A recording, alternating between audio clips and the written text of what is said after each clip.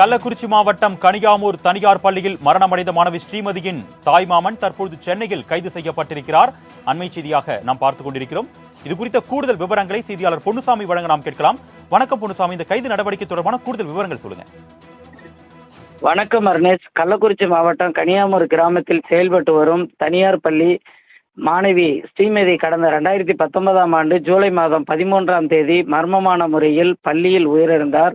அப்போது மாணவி ஸ்ரீமதியின் தாயார் செல்வி மற்றும் அவரது உறவினர்கள் பல்வேறு கட்ட போராட்டங்கள் நடத்தினர்.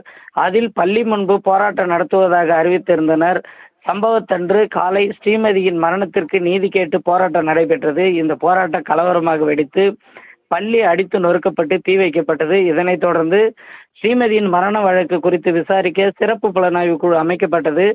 மாணவியின் மரண வழக்கில் ஸ்ரீமதியின் தாய்மாமன், அதாவது செல்வியின் அண்ணன் ஸ்ரீமதியின் தாய்மாமன் செந்தில் முருகன் என்பவரை கனியாமூர் சிறப்பு புலனாய்வு குழு போலீசார் இந்த மரண வழக்கு குறித்து விசாரிக்க குழு அமைக்கப்பட்டது. சிறப்பு புலனாய்வு குழு அமைக்கப்பட்டதில் மாணவியின் மரண வழக்கில் ஸ்ரீமதியின் தாய்மாமன் செந்தில் முருகன் என்பவரை சிறப்பு புலனாய்வு குழு போலீசார் வழக்கில் சேர்த்து அது குறித்து விசாரணை நடத்தி வந்தனர்.